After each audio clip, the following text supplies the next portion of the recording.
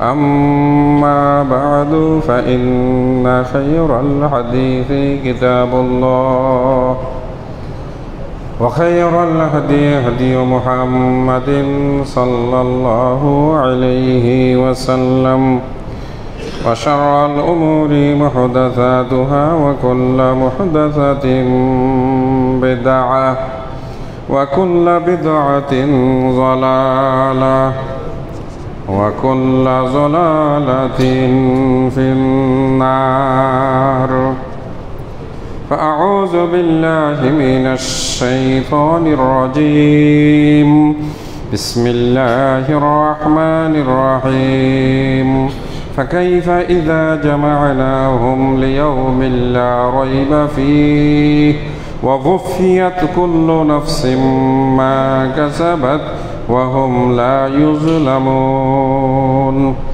قل اللهم مالك الملك تؤتي الملك من تشاء وتنزع الملك ممن تشاء وتعز من تشاء وتذل من تشاء بيدك الخير إنك على كل شيء قدير تولج الليل في النهار وتولج النهار في الليل وتخرج الحي من الميت وتخرج الميت من الحي وترزق من تشاء بغير حساب لا يتخذ المؤمنون الكافرين أولياء من دون المؤمنين ومن يفعل ذلك فليس من الله في شيء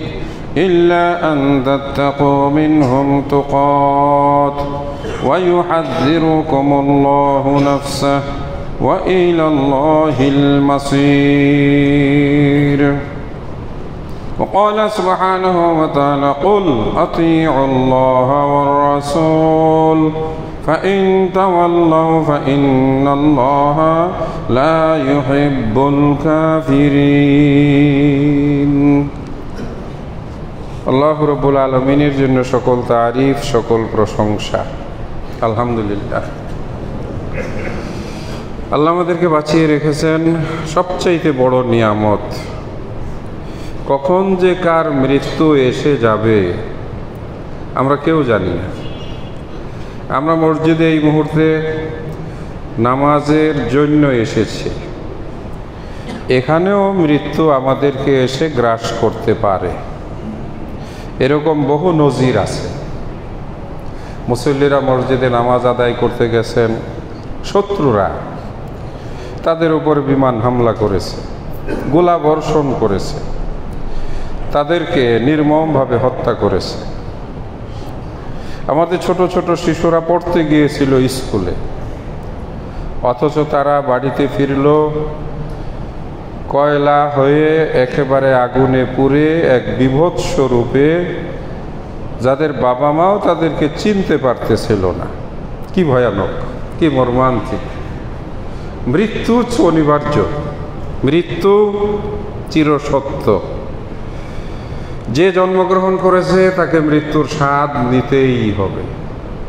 আল্লাহ পাক কোরআন মাজিদে বলেছেন যে তোমরা মৃত্যু থেকে পালিয়ে বেড়াও। কুল ইন্নাল মাউতাল্লাযী তাফিরুনা মিনহু, যে মৃত্যু থেকে তোমরা পালিয়ে বেড়াও, ফা ইন্নাহু মুলাকীকুম, সেই মৃত্যু তোমাদেরকে ধরবেই। সুম্মা তুরাদ্দুনা ইলা আলিমিল গায়ব, অতঃপর তোমাদেরকে সেই আলিমুল গায়ব, যিনি গায়েবের খবর রাখেন, কোথায় কি ঘটবে আমরা জানি না, কিন্তু আল্লাহ সুবহানাহু ওয়া তাআলা সব কিছু জানেন। সেই আলিমুল গায়বের কাছে আমাদেরকে যেতেই হবে। ইলা আলিমিল গায়বে, অতঃপর তোমাদের খবর হবে তোমরা যা আমল করেছো। আমল সে জিন্দগি বনতি হয় জান্নাত ভি জাহান্নাম ভি, আমলের দ্বারাই হলো জান্নাত এবং জাহান্নাম। কেউ রক্ত দেওয়ার জন্য দৌড়িয়ে গেছে, সে জান্নাতের পথে গেছে। আর একেবারে খুবই নগণ্য যদিও এইগুলো বেশি ছড়ায় মন্দ জিনিস। এক বোতল পানির দাম 600 টাকা চেয়েছে, ওটা মানুষ না। ওটাকে জাহান্নামের আগুনও গ্রহণ করবে কিনা? মানবতা আছে, মানুষের জন্য মানুষ গিয়ে পাশে দাঁড়ায়। বিভৎস শিশুর পোড়া দেহ দেখে গা শিউরে অনেককে আমি ঝরঝর করে কাঁদতেও দেখেছি। কেউ কেউ একেবারে অস্থির হয়ে গেছে। আবার এই সুযোগে কেউ 20 টাকার ভাড়া 200 টাকাও চেয়েছে। এই জন্য আল্লাহ সুবহানাহু ওয়া তাআলা কোরআন মাজিদে একটা সূরা নাজিল করেছেন, সূরা শামস, সূর্যের ছোড়া। সূর্য ভয়ানক, আবার সূর্যই কিন্তু জীবনের উৎস।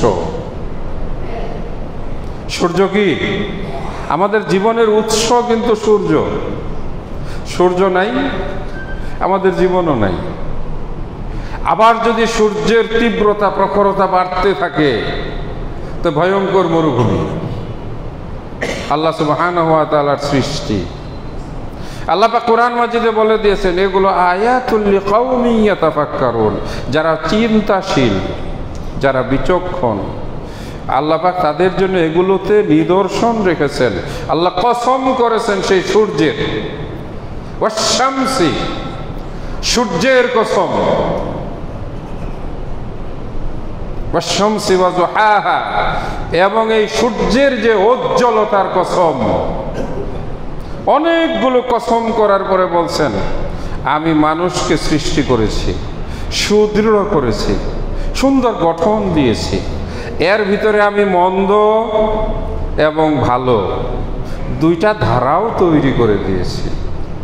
ফাআলহামাহা ফুজুরাহা, এই মানুষের আত্মার ভিতরে আল্লাহ পাক ফুজুর, ফাজের, আমরা শব্দটা বুঝি পাপাচারী, ফাজের নিকৃষ্টতা, স্বার্থপরতা,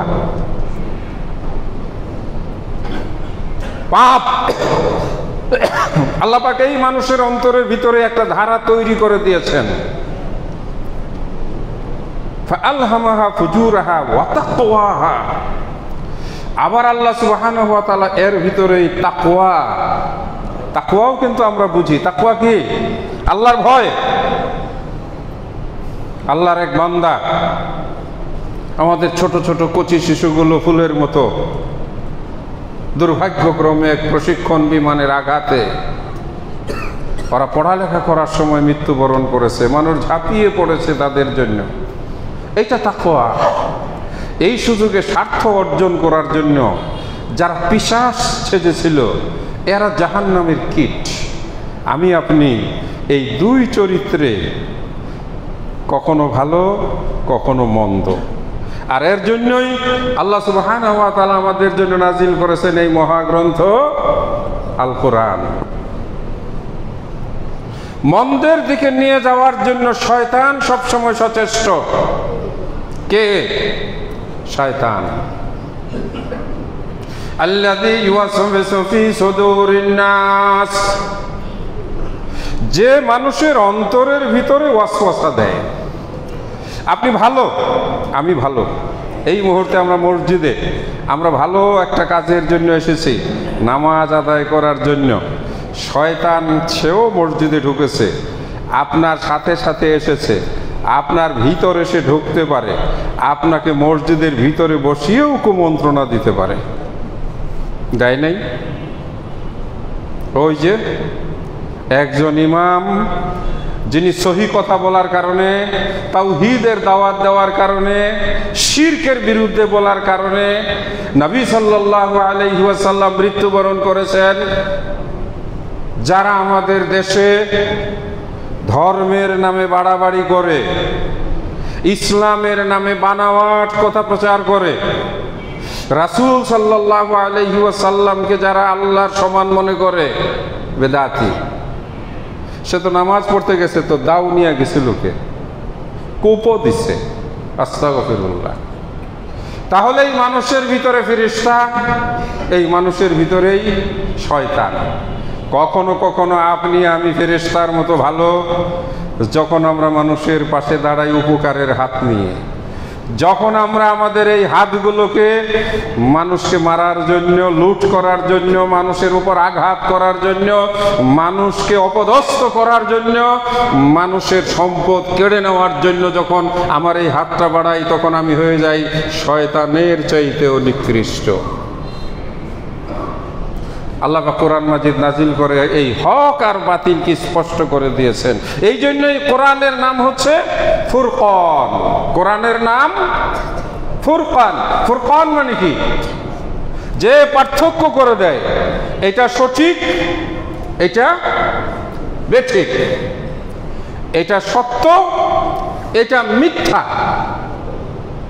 আর এই সত্য মিথ্যা চিনিয়ে দেওয়ার জন্য, আমাদেরকে শিক্ষা দেওয়ার জন্য জগতের সবচাইতে সেরা শিক্ষাবিদ, শিক্ষাগুরু, শিক্ষক প্রিয় নবী মুহাম্মদুর রাসূলুল্লাহ সাল্লাল্লাহু আলাইহি ওয়াসাল্লামকে সর্বশেষ নবী হিসাবে, এই মহাগ্রন্থ সর্বশেষ আসমানি কিতাব হিসাবে, এই কিতাব জ্ঞানে বিজ্ঞানে পরিপূর্ণ এক মহাগ্রন্থ আল কোরআন, এই কোরআন দিয়ে নবী মুহাম্মদুর রাসূলুল্লাহ সাল্লাল্লাহু আলাইহি ওয়াসাল্লামের হাতে ইসলাম রূপ শান্তির ধর্মকে পরিপূর্ণতা দিয়ে কমপ্লিট করে আল্লাহ পাক আমাদের নবী মুহাম্মদুর রাসূলুল্লাহ সাল্লাল্লাহু আলাইহি ওয়াসাল্লামকে প্রেরণ করেছেন। আমরা অত্যন্ত ধন্য, আমরা অত্যন্ত গর্বিত। আমরা পৃথিবীতে মাথা উঁচু করা এক জাতি, আমরা অত্যন্ত এক মর্যাদার অধিকারী সম্প্রদায়, আমরা মুসলিম মিল্লাত। যে মুসলিম মিল্লাতের নবী হলেন নবী মুহাম্মদুর রাসূলুল্লাহ সাল্লাল্লাহু আলাইহি ওয়াসাল্লাম, যাকে আল্লাহ রাব্বুল আলামিন প্রথম কোরআনের আয়াত দিয়েছেন, ইকরা বিসমি রাব্বিকাল্লাযী খালাক। তোমরা পড়ো। পড়ো মানে তুমি জ্ঞান অর্জন করো। যারা পড়ে তারাই হয় বড়। পৃথিবীতে ইসরায়েলিদের সংখ্যা অল্প, কিন্তু আজকে সারা পৃথিবীতে তারা অর্থের দিক থেকে, শক্তির দিক থেকে, কূটনীতির দিক থেকে, রাজনীতির দিক থেকে গোটা মধ্যপ্রাচ্যকে জ্বালিয়ে পুড়ে সারখার করে আমাদের সেই শিশুগুলোকে প্রতিদিন যারা ওই যে সে একটু খাবারের জন্য, একটু রিলিফের জন্য লাইন ধরে দাঁড়ায়, কিভাবে তাদেরকে পাখির মতো গুলি করে মারছে। আমরা ওই সব মৃত্যু দেখতে দেখতে দেখতে দেখতে এখন যেন আমাদেরও গাছ হয়ে গেছে। নাউযুবিল্লাহ মিন যালিক। আমাদের কষ্টের জায়গাটাও যেন শুকিয়ে গেছে। কথায় বলে অতি কান্নায় একসময় চোখ শুকিয়ে যায়। মাইলস্টোনের ছোট ছোট বাচ্চাদের মর্মান্তিক মৃত্যুতে গোটা জাতি স্তম্ভিত, সুখে আপ্লুত। আমরা তার জন্য বেদনায় বিধুর। পাশাপাশি আমরা সেই ফিলিস্তিনের গাজায় যারা একটু খাবারের জন্য একটা বাটি নিয়ে ওই সেই ত্রাণ শিবিরে গিয়ে হাত পেতে দাঁড়ায় আর তাদেরকে পাখির মতো গুলি করে মারে, হত্যা করে, এই দৃশ্যও আমাদেরকে কাঁদায়। এত কান্নার ভিতরে আমরা আজকে জুমার নামাজে এসেছি। যেই জুমার নামাজ পৃথিবীতে বহু এলাকায়, বহু জায়গায়, ভারতের বহু অঞ্চলে, অথবা মিয়ানমারের কোনো এলাকায়, অথবা ইউরোপের কোনো এলাকায়, অথবা ফিলিস্তিনের মুসলমানেরা এই জুমার নামাজটাও তারা পড়তে যেতে পারে নাই। হায় আফসোস। অথচ আল্লাহ রাব্বুল আলামিন পবিত্র কোরআন মাজিদে বলেছেন, কুনতুম খায়রা উম্মাতিন উখরিজাত লিন-নাস তা'মুরুনা বিল মা'রুফ ওয়া তানহাউনা আনিল মুনকার। হে মুসলিম সম্প্রদায়, পৃথিবীর বুকে তোমরাই হচ্ছ সবচাইতে সেরা জাতি। আসলেই তো মুসলমানেরা পৃথিবীতে সেরা জাতি হিসাবেই একদিন সুপ্রতিষ্ঠিত ছিল। কিসের বলে? কোন শক্তির বলে? অর্ধ দুনিয়া পর্যন্ত মুসলমানেরা শাসন করেছিল।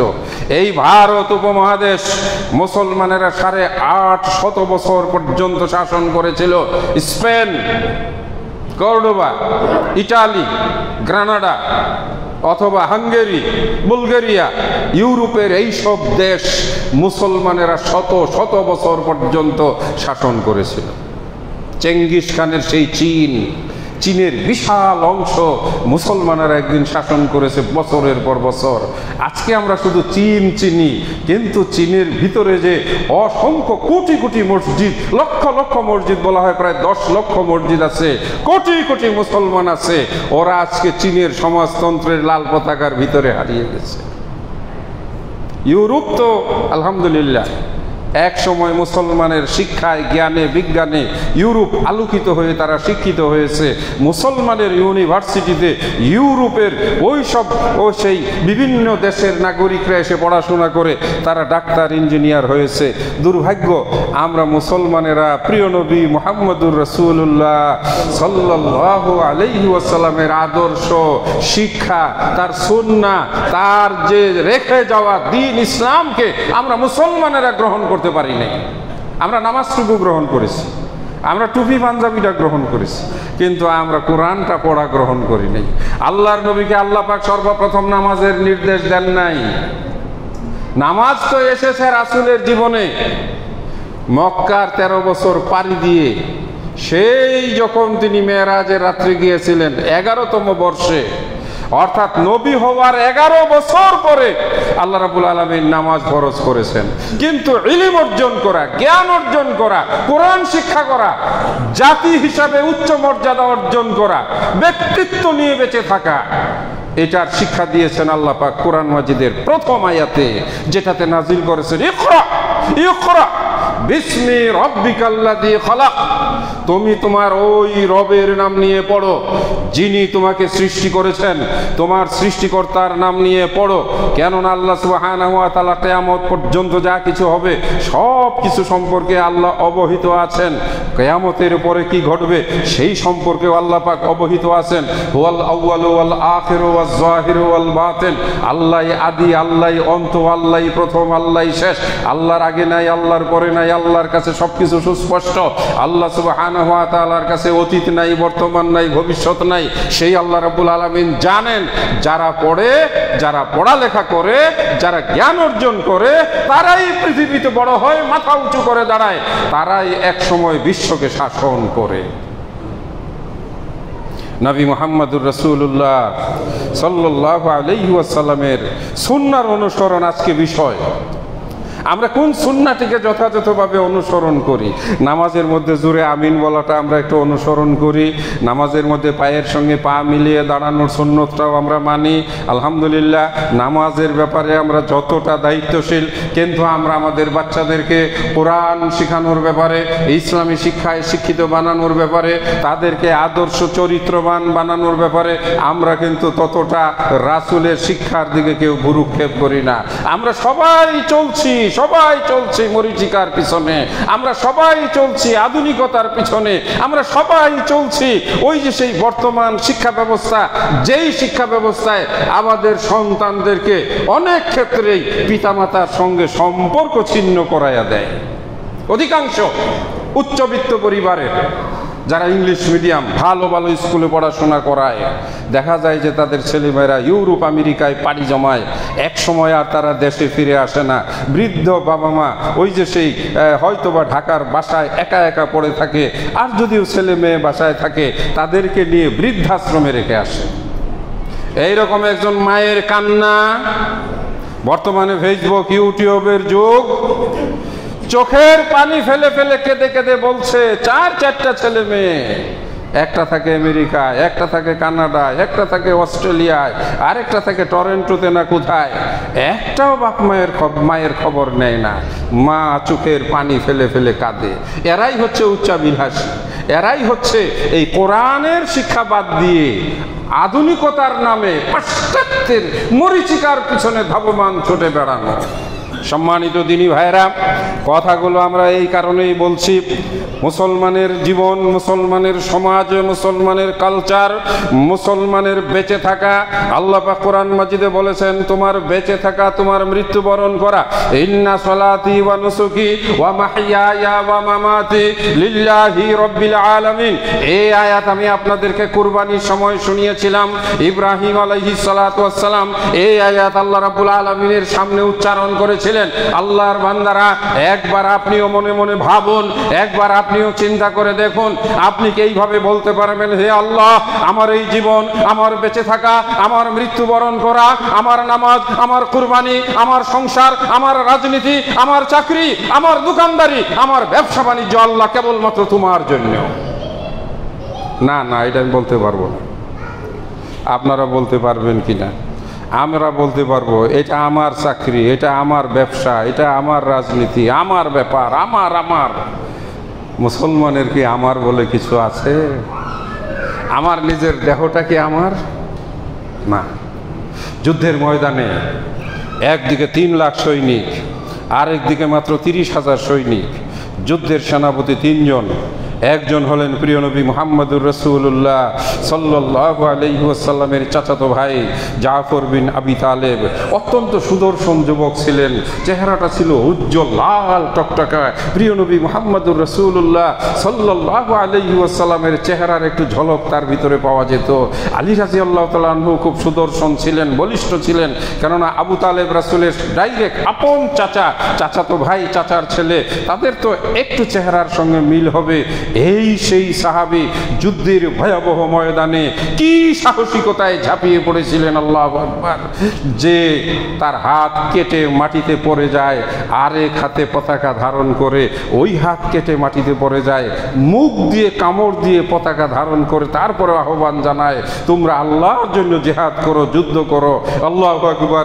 সেই যুদ্ধে আল্লাহ রাব্বুল আলামিন হযরতে খালিদ বিন ওয়ালিদ রাদিয়াল্লাহু তাআলা আনহুর হাতে মুসলমানদের বিজয় দান করেছিলেন। পারস্য সম্রাটের বিপক্ষে এক ভয়ানক ভয়াবহ যুদ্ধে আব্দুল্লাহ ইবনে রাওয়াহা নামক একজন, মুতার যুদ্ধে আব্দুল্লাহ ইবনে রাওয়াহা নামক একজন সাহাবাকে রাসূল সাল্লাল্লাহু আলাইহি সাল্লাম সেনাপতির দায়িত্ব দিয়েছিলেন। অতঃপর আল্লাহ রাসূল বলেছিলেন, যদি আব্দুল্লাহ ইবনে রাওয়াহা শহীদ হয়ে যায় তাহলে তো সেই যায়েদ বিন হারেস তুমি প্রথম পতাকা ধারণ করবে। সে যদি শহীদ হয়ে যায় তাহলে আব্দুল্লাহ ইবনে রাওয়াহা পতাকা ধারণ করবে। যদি সেও শহীদ হয়ে যায় তাহলে জাফর বিন আবু তালেব পতাকা ধারণ করবে। যদি সেও শহীদ হয়ে যায় তাহলে তোমাদের মধ্য থেকে কেউ না কেউ পতাকা হাতে উঠিয়ে নিবে। এই 3 জন বীর ওই যুদ্ধে শাহাদাত বরণ করেছিলেন। নবী মুহাম্মদুর রাসূলুল্লাহ সাল্লাল্লাহু আলাইহি ওয়াসাল্লাম তাদের শহীদ হওয়ার একটা ইঙ্গিত দিয়েছিলেন। আল্লাহ পাক সেই যুদ্ধেও মুসলমানদের বিজয় দান করেছিলেন। হযরতে সেই জাফর রাদিয়াল্লাহু তাআলা আনহু এই যুদ্ধে শাহাদাত বরণ করেছিলেন। এই ঘটনা, ভিন্ন ঘটনা আরও 2-1 শুনিয়েছি। আজকে বলার উদ্দেশ্য, তাদের জীবন, তাদের মাল, তাদের সম্পদ, তাদের সব কিছু নিবেদিত ছিল কার জন্য? আল্লাহর জন্য। এজন্যই একজন মুসলমানের সব কিছুকে সে চিন্তা করে, আমার বাজারে যাওয়াটা কার জন্য? আল্লাহর জন্য। আমি আজকে খাবার কিনছি, খাবো, এই খাবার খাবো কি জন্য? আমি এই খাবার খেয়ে আল্লাহর ইবাদত করব। আমি টাকা কামাই করছি কি জন্য? এই টাকার একটা অংশ দিয়ে আমি আল্লাহর দুনিয়ায়, আল্লাহর দ্বীনের জন্য কিছু কাজ করে যাব। সম্মানিত দিনী ভাইরা, মুসলমানদের আজকের এই পতনের বড় রকমের যে কারণ আমরা চিন্তা করি, আজকে নবী মুহাম্মদুর রাসূলুল্লাহ সাল্লাল্লাহু আলাইহি ওয়াসাল্লামের শিক্ষা, আদর্শ, সুন্নাহ থেকে আমরা অনেক দূরে। স্বার্থপরতা, লোভ লালসা, আত্মকেন্দ্রিকতা, নিজে কিভাবে বড় হব, নিজে কিভাবে সম্পদ অর্জন করব, সেটা হালাল হোক, সেটা হারাম হোক, সেটা জোর করে হোক, সেটা ডাকাতি করে হোক, সেটা ছিনতাই করে হোক, সেটা মানুষকে ঠকায়া হোক, অথবা জোর জুলুম করে হোক। 1 বোতল পানির দাম 20 টাকা, কোন অমানুষ 1 বোতল পানির দাম 600 টাকা, 300 টাকা চাইতে পারে? 20 টাকা রিক্সা ভাড়া সে জানুয়ার না হলে কি করে 200-300 টাকা চাইতে পারে?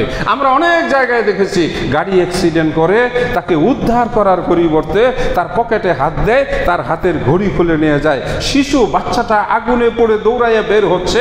কত নির্লজ্জ এবং কত অপরিণামদর্শী এবং কত নিষ্ঠুর হলে ওই ছবি তোলার জন্য ব্যস্ত, ভিডিও করার জন্য ব্যস্ত, অথচ শিশুটাকে ঝাপটে ধরে একটা রিকশায় করে হাসপাতালে নিয়ে একটু তার সাথে সাথে একটু মেডিসিনের ব্যবস্থা করে দেওয়া। আমরা এই মানবিকতাগুলো ভুলে গেছি। আমরা ছবি তুলে ছবি ছাড়বো। আরো দুর্ভাগ্যজনক, অসুস্থ রোগীর জন্য দরদ মাখা হৃদয় দিয়ে দোয়া করার চাইতে আমরা ফেসবুক পেয়েছি, খালি ফেসবুকে মেরে দিই, ফেসবুকে ছবি দিয়ে দিই। হ্যাঁ, মানুষটা মরে যাচ্ছে, রক্তক্ষরণ হচ্ছে, তার চিকিৎসা দেওয়া, সেবা দেওয়া, এইগুলোর পরিবর্তে আমরা সেটা ছবি তুলি, ছবি তুলে আমরা ছেড়ে দিই ভিউয়ার্স বাড়ানোর জন্য। আমরা এত নিকৃষ্ট হয়ে গেছি যে প্রিয় নবী মুহাম্মদুর রাসূলুল্লাহ সাল্লাল্লাহু আলাইহি ওয়াসাল্লামের উম্মত হিসাবে পরিচয় দিতে আমাদের লজ্জা হয়। এক ভয়ানক যুদ্ধের কথা আমরা জানি। এক ব্যক্তিকে তরবারি দিয়ে আঘাত করা হলো কাঁধের উপরে, তার সমস্ত শরীর তরবারির আঘাতে জীর্ণ শীর্ণ মাটিতে পড়ে গেছে। সম্ভবত এটাও মুতার যুদ্ধের ঘটনা, ভুলও হতে পারে।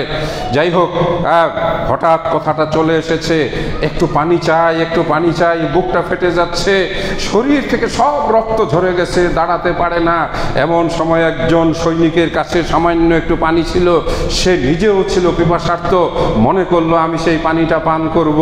যখন যুদ্ধের ময়দানে শুনলো আমাকে একটু পানি দাও, আমাকে একটু পানি দাও, আমার মৃত্যু ঘনিয়ে এসেছে, আমার বুকটা ফেটে যাচ্ছে, ওই সাহাবী, ওই যোদ্ধা দৌড়িয়ে ছুটে গেল সেই মুমূর্ষ ব্যক্তির কাছে, তার মুখে পানি ঢালবে। এরকম সময় কাছে একটু দূরে একটা লোক বলছে, কে আছো, আমাকে একটু পানি দাও, আমাকে একটু পানি দাও।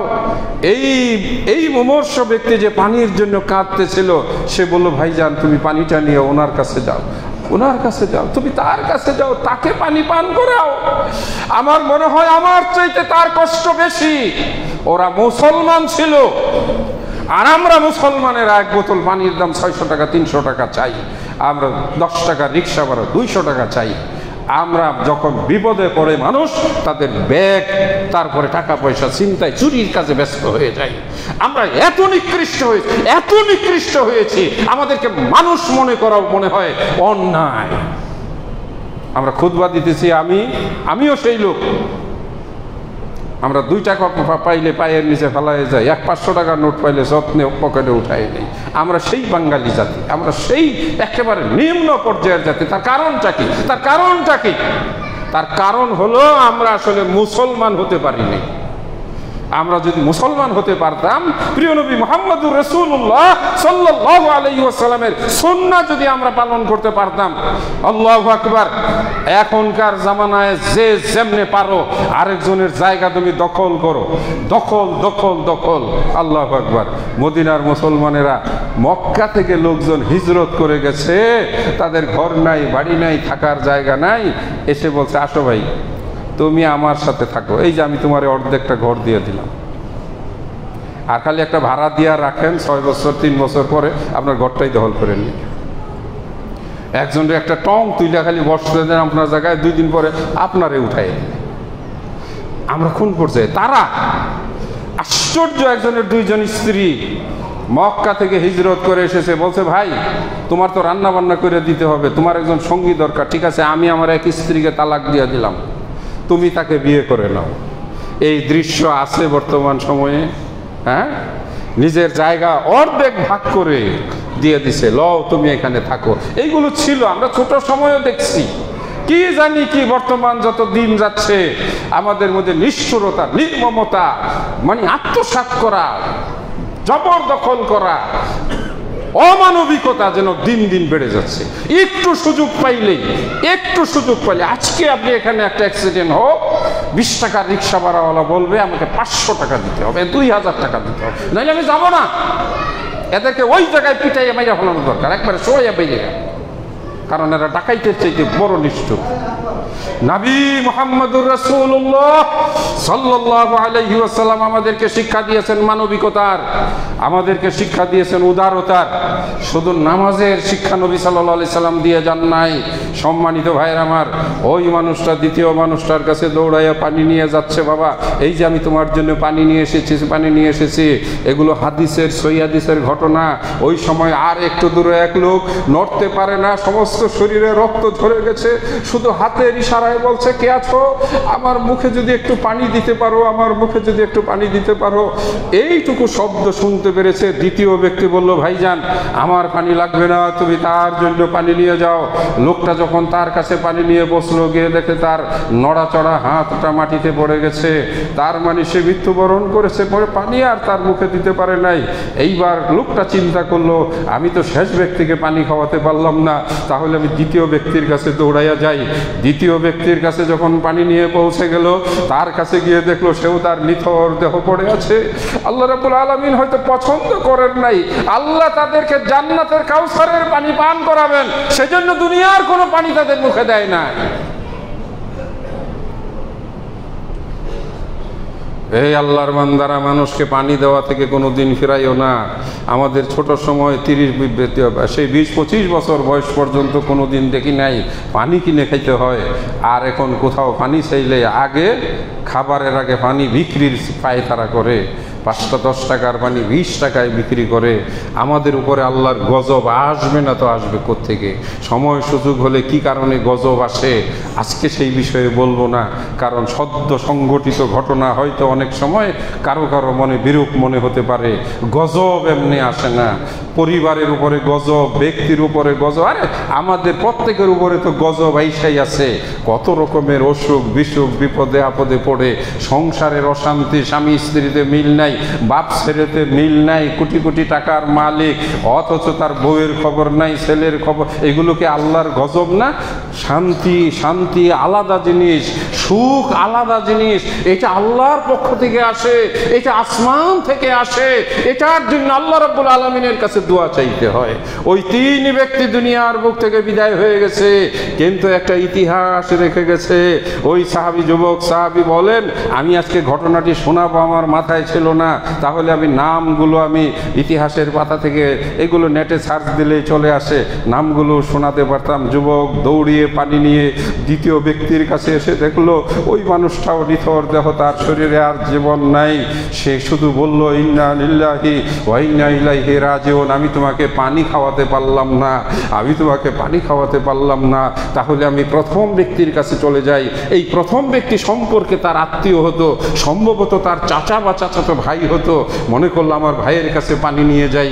এইবার যখন তার কাছে সে পানি নিয়ে আসলো, এখানে এসেও দেখে সেই ব্যক্তিও চলে গেছে দুনিয়ার বুক থেকে। পানি পানির জায়গায় রয়ে গেল, কিন্তু রচিত হলো একটা ইতিহাস। আর আজকে আমরা 2024 সালে 2-3 দিন আগের এই ঘটনায় আমরা দেখলাম আমরা হয়ে গেছে একটা নিকৃষ্ট জাতি। খুন খারাপি হয়, শত্রুতামি হয়, কিন্তু তাই বলে প্রকাশ্য রাজপথে পাথর দিয়ে জলজ্যান্ত দিনের বেলায় মানুষকে পাথর মেরে মারতে হবে। আমরা বাংলাদেশকে কোথায় নিয়ে যাচ্ছি?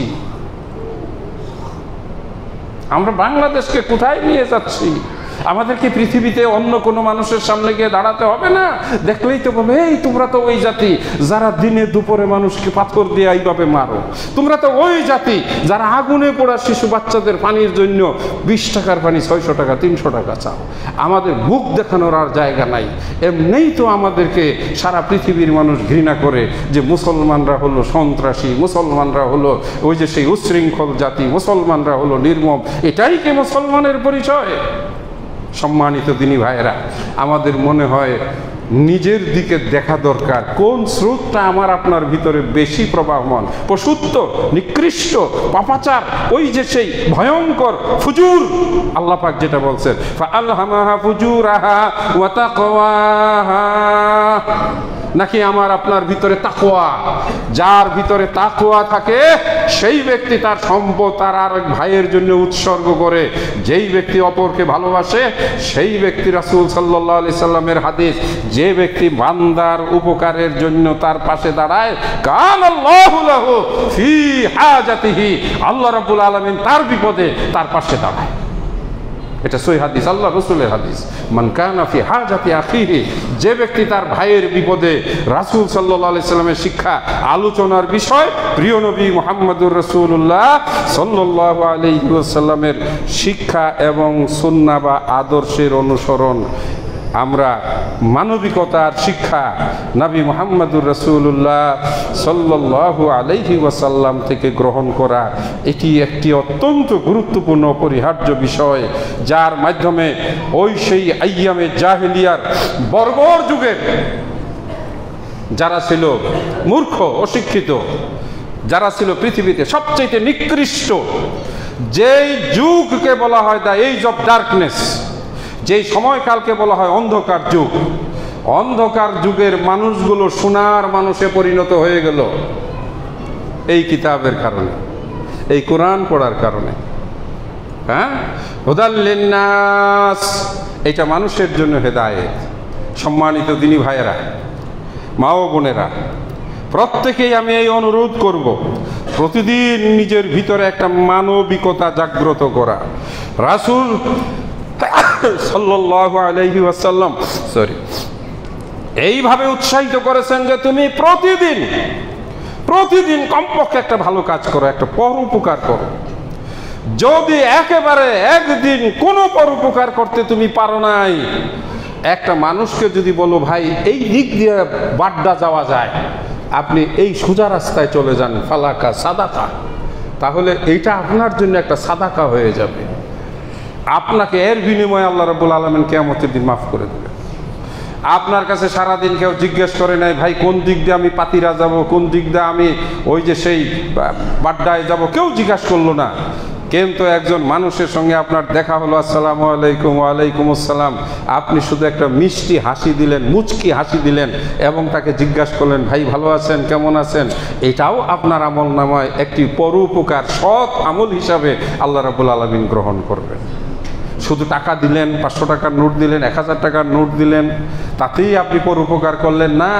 একজন মানুষের সঙ্গে একটি সদাচরণ করাও আপনাকে আল্লাহ রাব্বুল আলামিনের নৈকট্য লাভের, তার সন্তুষ্টি অর্জন করার একটা সুযোগ করে দিবে।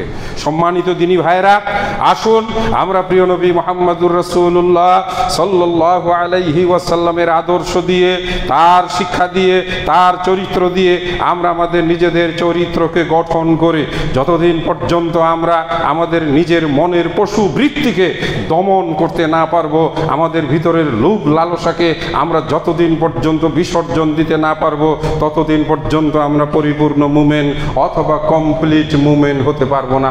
রাসূল সাল্লাল্লাহু আলাইহি ওয়াসাল্লাম বলেন ওই ব্যক্তি পূর্ণ মুমিন হবে না যেই ব্যক্তি তার হাওয়া অর্থাৎ তার মনের প্রবৃত্তির দাসত্ব থেকে নিজেকে মুক্ত করতে না পারবে, যেই ব্যক্তি অপরের কল্যাণের চিন্তা না করে অপরের ক্ষতির কথা চিন্তা করবে। সমাজ, মুসলিম সমাজ, মুসলমানদের একটি পরিবার, একটি মসজিদকে কেন্দ্র করে এই মুসলিম পরিবার পরিচালিত হয়। ওই মসজিদ একটি সমাজকে গঠন করে। আমি গত জুমার আগের জুমায়ও বলেছি, আমরা যারা একটি পরিবার, একটি সমাজ, হইতে পারে আমাদের আলাদা আলাদা বাড়িতে আলাদা আলাদা ঘরে আমাদের রান্না হয়, কিন্তু আমি আমার এই 40 বছরের অভিজ্ঞতায় দেখেছি বেড়াইদের এই পুরা দ্বীপ একটি পরিবার, একটি দেহের নেই, একটি শরীরের নেই। আবারও বলছি, যদিও এই 20-25 হাজার মানুষের রান্না বান্না আলাদা আলাদা চুলায় আলাদা আলাদা পাতিলে হয়, কিন্তু আমি দেখেছি এই 10 মহল্লা এখন পূর্বপাড়া, সেই আরাইদাপাড়া, চটকিপাড়া, মরুলপাড়া, ভুইয়াপাড়া, চিনাদিপাড়া অথবা আগারপাড়া, সেই একেবারে যতগুলো পাড়া আছে, এটা একটা পরিবার। আমরা এই পরিবারটাকে একটু সৎভাবে চিন্তা করে একটু ভালোভাবে তৈরি করতে পারি। লোভ লালসা যাদের ভিতরে, আমরা তাদেরকে মোটিভেট করতে পারি, মাদক নিয়ন্ত্রণ করতে পারি। মদের ও সেই ছোবল মানুষকে পশুতে পরিণত করে দেয়। যারা মাদক ব্যবসা করে, যারা ইয়াবাখোর, ওদের কাছে কোনো বিবেক থাকে না। সুতরাং এই সমাজটাকে সুন্দর করতে পারি আমরা তো একটা পরিবার, একটি আহলে হাদিস সমাজ। এই সমাজে এক সময় কোনো হানাফি সমাজের একটা লোক ছিল না, আলহামদুলিল্লাহ। এখন হয়তো বাইরের কেউ ভাড়াটিয়া এসে থাকে, তারা আলহামদুলিল্লাহ থাকবে, কোনো দূষণীয় নয়। আমাদের কাছ থেকে আদব কায়দা, আমাদের কাছ থেকে ভদ্রতা সৌহার্দ্যতা শিখবে। আমরা সব ধরনের দ্বন্দ্ব কলহের উপরে থাকবো। আমরা মিলেমিশে একটি রাজনৈতিক বলি, সামাজিক বলি, শিক্ষা প্রতিষ্ঠান কেন্দ্রিক বলি, সমাজ সেবামূলক কাজ বলি, আমি মনে করি আমাদের ভিতরে একটা ঐক্যবদ্ধ দৃঢ়তা থাকা দরকার। তাহলে ইনশাআল্লাহ সারা বাংলাদেশে একটা নাম হবে যে বেড়াইদ নামে একটা আদর্শ এলাকা আছে। রাজনৈতিক মত ভিন্নতা থাকবেই, স্বাভাবিক। বড় পরিসরে সরকার পরিবর্তন ঘটবে। কোন সরকার অনন্তকাল ক্ষমতায় থাকে না, থাকবে না।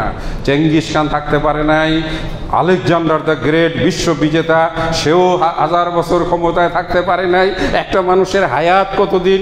হয়তো 20 বছর, 30 বছর, না হয় 50। আকবর দ্য গ্রেট সবচেয়ে দীর্ঘ সময় এই ভারত উপমহাদেশে শাসন করেছিলেন, তারপরেও সে এখন 350 বছর আগের ঘটনা। 25 বছরের ঊর্ধ্ব সময় শাসন করেছিলেন আওরঙ্গজেব, সেও এখন পৃথিবীর বুকে নাই। 20 বছরের অধিক সময় শাসন করেছিলেন বাদশাহ শাহজাহান, সেও পৃথিবীর বুকে নেই। তারা কত বছর আগে চলে গেছে? 300-350 বছর আগে। সুতরাং একদিন আমরাও 300-350 বছরের পিছনের ইতিহাসে চলে যাব। নাম থাকবে ওইটুকুই যেটুকু আমরা ভালো কিছু করে যাব। দেশটা দিনে দিনে খারাপের দিকে, মানে মন্দ জিনিসগুলোই বেশি হাইলাইট হয়। এজন্যই আজকের এই আলোচনাটি আমি উপস্থাপন করলাম। আমাদের দরকার, আমাদের উচিত প্রিয় নবী মুহাম্মদুর রাসূলুল্লাহ সাল্লাল্লাহু আলাইহি ওয়াসাল্লাম যে মানবিকতা আমাদের শিক্ষা দিয়েছেন, অর্ধেকটা খেজুর তুমি নিজে খাও, অর্ধেকটা খেজুর তোমার ভাইকে দাও, এই স্বভাব, এই চরিত্র আমাদের আছে। আমরা কিন্তু নিজে না খেয়ে অপরকে খাওয়াই, এটা আমাদের নজির আছে। কিন্তু ওই যে মাঝে মাঝে আমরা যেন একটু শয়তানের কুমন্ত্রণায় পড়ে, শয়তানের ওয়াসওয়াসায় পড়ে মানুষ থেকে আমরা অমানুষে চলে যাই। এই অমানুষ অবস্থায় যদি আমাদের মৃত্যু হয়, তাহলে নিশ্চিত আমাদেরকে জাহান্নামের আগুনে জ্বলতে হবে। আবার কোরআন মাজিদের ওই আয়াত যেটি পড়েছিলাম একটু স্মরণ করিয়ে দেই, ফাকাইফা ইজা জামা'নাহুম লিয়াউমিল লা রাইবা ফিহ। আল্লাহ বলেন কেমন হবে সেই দিনের অবস্থা। ফাকাইফা ইজা জামা'নাহুম, কেমন হবে, কি ভয়ানক হবে, ইজা জামা'নাহুম, যখন আমি তাদেরকে একত্রিত করব, লিয়াউমিন, এমন একটা দিন যেই দিনের নাম হলো বিচারের দিন। যেদিন বিচারের দিন আমি তাদেরকে একত্রিত করব এবং উঠাবো এবং এক একজনকে তার কর্মের জন্য বিচার গ্রহণ করব।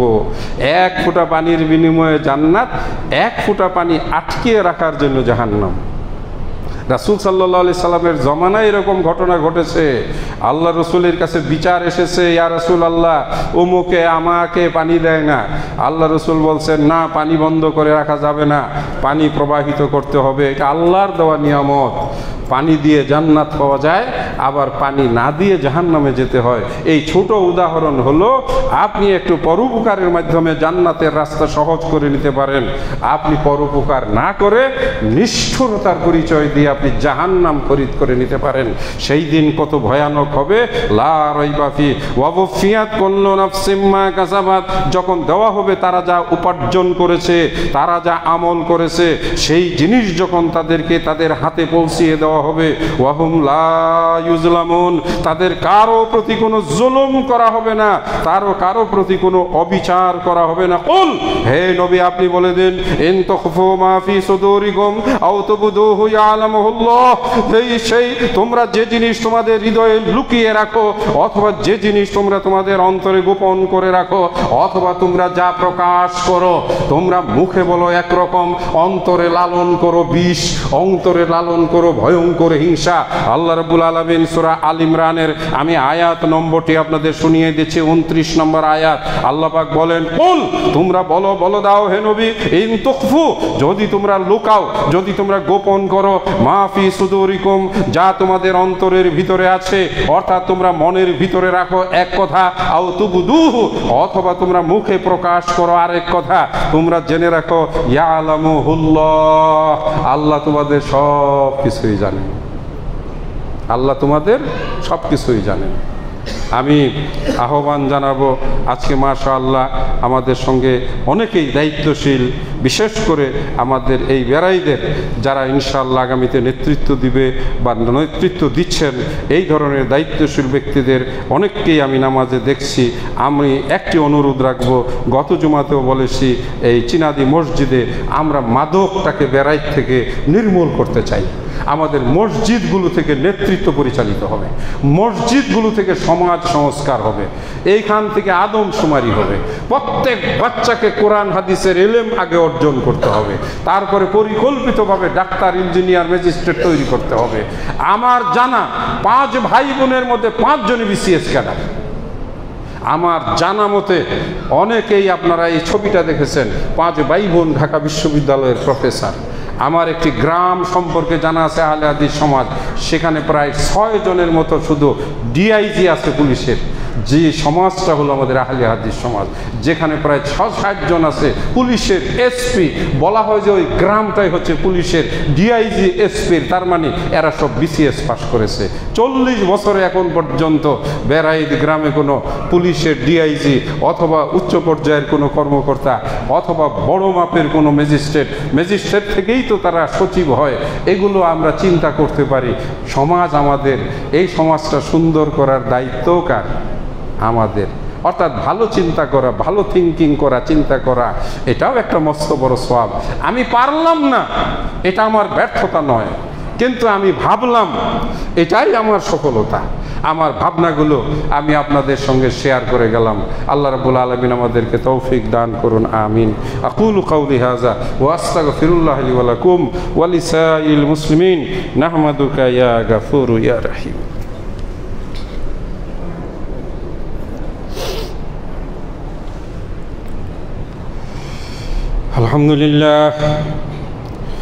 الحمد لله نحمده ونستعينه ونستغفره ونؤمن به ونتوكل عليه ونعوذ بالله من شرور أنفسنا ومن سيئات أعمالنا من يهده الله فلا مضل له ومن يضلله فلا هادي له وأشهد أن لا إله إلا الله وأشهد أن محمدا عبده ورسوله أرسله بالحق بشيرا ونذيرا أما بعد। নিজের দুটি সন্তান ফেলে রেখে অপরের সন্তানকে আগুন থেকে বাঁচানোর জন্য একজন মা, একজন শিক্ষিকা নিজে জ্বলন্ত আগুনে পুড়ে মৃত্যুবরণ করেছে। এটাও তো বাংলাদেশেরই ঘটনা। আজকের এই দ্বিতীয় খুতবায় আমি এই মায়ের জন্য দোয়া করছি। এইরকম মা আমাদের দরকার। আমি আমার হৃদয়ের সব শ্রদ্ধা ভালোবাসা দিয়ে তার জন্য আল্লাহর কাছে দোয়া করছি, আল্লাহ থেকে জান্নাতের উচ্চ মাকাম দান করো। এরকম মানুষ আমাদের দরকার। তার স্বামীর প্রশ্ন ছিল, তোমার নিজের সন্তান দুটির কথা না ভেবে অপরের বাচ্চাদের বাঁচানোর জন্য তুমি আগুনে ঝাঁপ দিলে। তার জবাব ছিল, ওরাও তো আমার সন্তান, এরই নাম ভালোবাসা। একটা বাচ্চা যদি আপনার সামনে সিগারেট খায়, আপনি যদি বলেন ওটা তো আমার না, খাক, আপনি ভালো মানুষ না, আপনি খুব খারাপ মানুষ। আপনি নিশ্চিত থাকেন আমি বলে গেলাম আপনি খুব খারাপ মানুষ। কমপক্ষে যদি বলে এই বেটা সিগারেট খাইতে হয় না, এটা ক্ষতি হয়, হ্যাঁ, আমি তার জন্য দোয়া করছি, আল্লাহ তাকে জান্নাত নসিব করুন, আল্লাহ তাকে জান্নাত নসিব করুন। শিশু বাচ্চাগুলোর জন্য দোয়া করছি। আজকে দোয়া চাওয়া হয়েছে, না দোয়া চাওয়ার দরকার না, এটা বিবেক। আমরা মরলপাড়া সব মুসল্লি এই বাচ্চাগুলোকে আল্লাহ জান্নাতের ভিতরে পাখি বানিয়ে, এটা হাদিসে আসছে, যারা জান্নাতে পাখি হয়ে উড়বে। আদম ইব্রাহিম আলাইহিস সালাম এই শিশুদের দেখাশোনায় থাকবেন। এই যে আগুনে পোড়া ছোট ছোট বাচ্চা, পানিতে ডুবা বা যেভাবেই মারা যাক, এই শিশুগুলো ইব্রাহিম আলাইহিস সালামের পাশে খেলাধুলা করবে। আল্লাহ তুমি তাদেরকে সেই নসিব মিলিয়ে দিও। এই আগুনে পড়ে আরও যারা যেভাবে মৃত্যুবরণ করেছে, আগুনে পোড়া মৃত্যুবরণকারীরা শহীদের মর্যাদা পায়, আল্লাহ তাদেরকে তুমি শহীদের মর্যাদা দিও। অনেকেই দোয়া চেয়েছেন, আলহামদুলিল্লাহ আল্লাহ পাক তাদেরকে, বিশেষ করে আমার ছোট ভাইয়ের শ্বশুর বড় আলেম হাফেজ মাওলানা রুহুল আমিন মাদানী লাইফ সাপোর্টে আছেন। উনি বড় মাপের মাদানী আলেম। আল্লাহ পাক তাকে দ্রুত সুস্থতা দান করুন। আমি তার কাছে কোরআনের তাফসির পড়েছি। তিনি আমার উস্তাদও হয়, আবার তিনি আমার তাওই সাহেব হয়। আল্লাহ রাব্বুল আলামিন তাকে সুস্থতা দান করুন, তার ভুল ত্রুটিগুলো আল্লাহ ক্ষমা করুন। মানুষ মাত্রই আল্লাহর দয়ার ভিখারি, আল্লাহ পাক তার উপরে দয়া করুন বলে আমিন। চট্টগ্রাম আমাদের আহলে হাদিস মসজিদ খুলশি, এই মসজিদের সম্মানিত সেক্রেটারি সেলিম ভাই অত্যন্ত ভালো মানুষ। আমরা গেলে আমাদের জন্য খেদমত করে একেবারে জান দিয়ে দিতে চায়। উনি আইসিইউতে ভর্তি আছেন, দোয়া চেয়েছেন। আল্লাহ রাব্বুল আলামিন তাকেও সুস্থতা দান করুন। আমাদের বেরাইদের যে সমস্ত ভাইয়েরা হাসপাতালে ভর্তি, আল্লাহ রাব্বুল আলামিন তাদেরকে শিফায়ে কামেলা দান। আমাদের দেশের নেতৃবৃন্দের ভিতরে যারা দেশটাকে ভালো কিছু করার জন্য চেষ্টা করে, আল্লাহ তাদেরকে তুমি তৌফিক দাও। যারা দেশটাকে বেচার চিন্তা করে, এদের জন্য দোয়া নেই। আমরা দেশপ্রেমিকদের জন্য দোয়া করি, কারণ আমরা দেখতেছি এই দেশটাকে নিয়ে যেন একটা জুয়া খেলা শুরু হয়েছে। পাশে তো ভারত আছেই, আমাদেরকে কি সে আরামে ঘুমাইতে দিবে? একটার পর একটা কিছু ঘটাইয়া দেশটার ভিতরে একটা গৃহযুদ্ধ বাজানোর গভীর ষড়যন্ত্র চলছে। আমরা দীর্ঘ একটা কঠিন শাসন থেকে মুক্ত হয়ে একটু ভালোভাবে চলার জন্য চেষ্টায় আমরা আল্লাহর কাছে সাহায্য চাই। আল্লাহ পাক আমাদেরকে সেই তৌফিক দান করুন। আল্লাহ আমাদের দেশটাকে ভালোভাবে পরিচালিত করার তৌফিক দাও। শান্তি শৃঙ্খলা যেন বজায় থাকে, স্বার্থান্বেষী মানুষের ষড়যন্ত্রের যেন আমরা শিকার না হই। আল্লাহ আমাদেরকে সেই হেফাজত করো, আল্লাহুম্মা আমিন। গাজা ফিলিস্তিনের শিশুদের জন্য আমরা চোখের পানি ফেলেছি, আল্লাহ তুমি তাদের দ্রুত মুক্তির ব্যবস্থা করে দাও। আল্লাহুম্মা আইজ্জিল ইসলাম ওয়াল মুসলিমিন, আল্লাহুম্মা আনসুরিল ইসলাম ওয়াল মুসলিমিন, আল্লাহুম্মা হাফিজিল ইসলাম ওয়াল মুসলিমিন। আল্লাহুম্মা সাল্লি আলা মুহাম্মদ ওয়া আলা আলি মুহাম্মদ কামা সাল্লাইতা আলা ইব্রাহিম ওয়া আলা আলি ইব্রাহিম ইন্নাকা হামিদুম মাজিদ। আল্লাহুম্মা বারিক আলা মুহাম্মদ ওয়া আলা আলি মুহাম্মদ কামা বারাকতা আলা ইব্রাহিম ওয়া আলা আলি ইব্রাহিম ইন্নাকা হামিদুম মাজিদ।